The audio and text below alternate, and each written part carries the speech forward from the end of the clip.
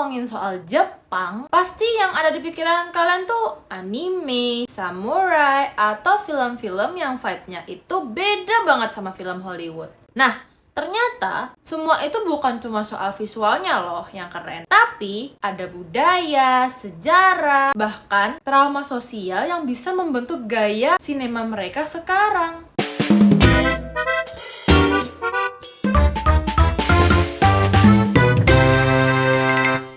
Minasan konbanwa, mata watashi Naya desu. Jadi, di video kali ini kita bakal bahas sesuatu yang menarik banget nih, yaitu tentang estetika film Jepang. Oke, di video kali ini kita bakal bahas kenapa sih estetika Jepang itu punya ciri khas yang kuat banget sampai mendunia. Mulai dari cara mereka bikin cerita, teknik pengambilan gambar, sampai bagaimana budaya Jepang tuh mempengaruhi emosi dalam filmnya. So, tanpa lama-lama lagi langsung aja kita bahas. Oke, yang pertama kita bakal bahas ciri khas dari estetika film Jepang. Kalau dibandingin sama film Hollywood yang cepat, penuh aksi, dan langsung ke konflik utama, film Jepang itu justru lebih terasa tenang dan pelan. Kenapa?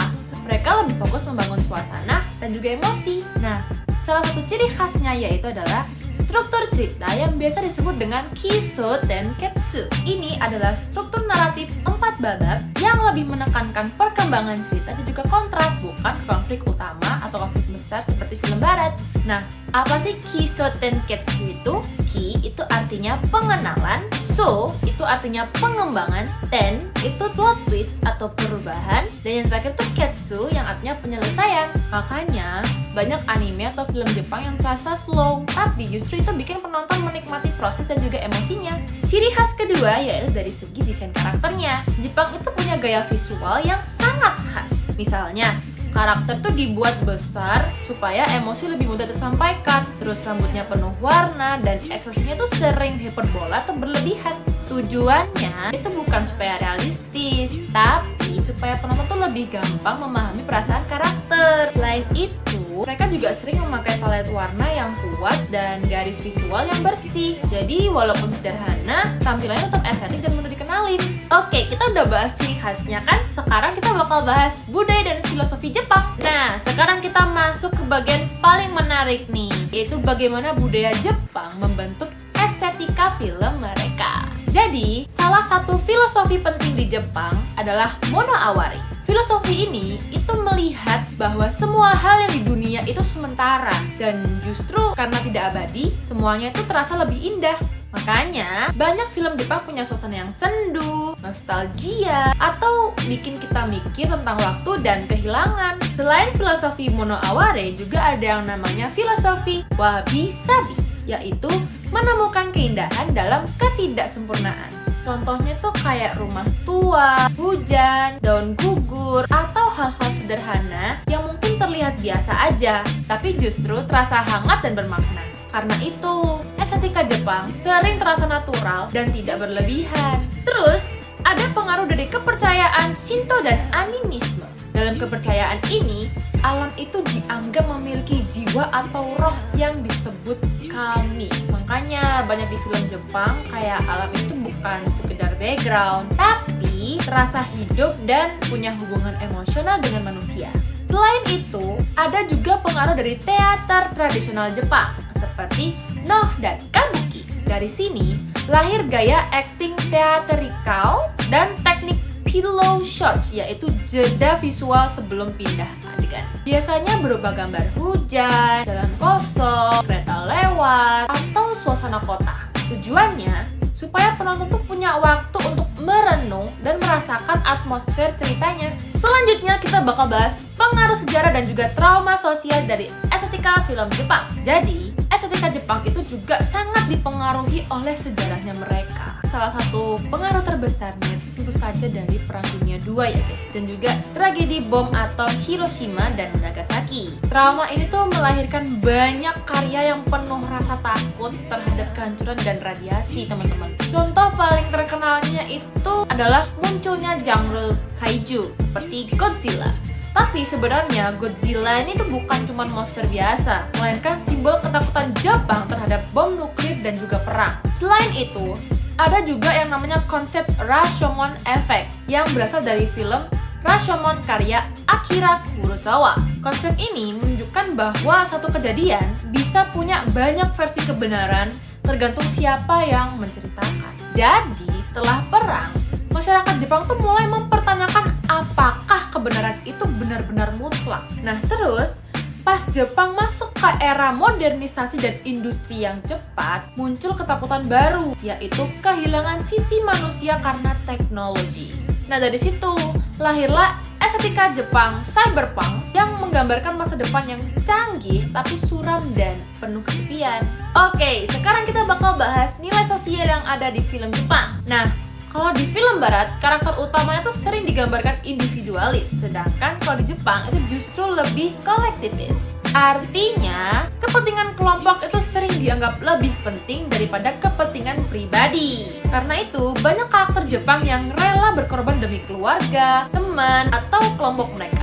Terus juga ada konflik yang disebut dengan Giri versus Ninjo. Nah, Giri itu berarti kewajiban atau tanggung jawab, sedangkan kalau Ninjo itu adalah perasaan pribadi. Jadi banyak film Jepang membahas benturan antara apa yang harus dilakukan dan apa yang sebenarnya dirasakan oleh hati gitu, teman-teman. Nah, selain itu ada yang namanya genre bernama Shomingeki, yaitu cerita tentang kehidupan sehari-hari rakyat biasa. Fokusnya itu bukan ke superhero atau pahlawan besar, tapi pada keluarga, pekerjaan, terus hubungan sosial, dan masalah hidup sehari-hari.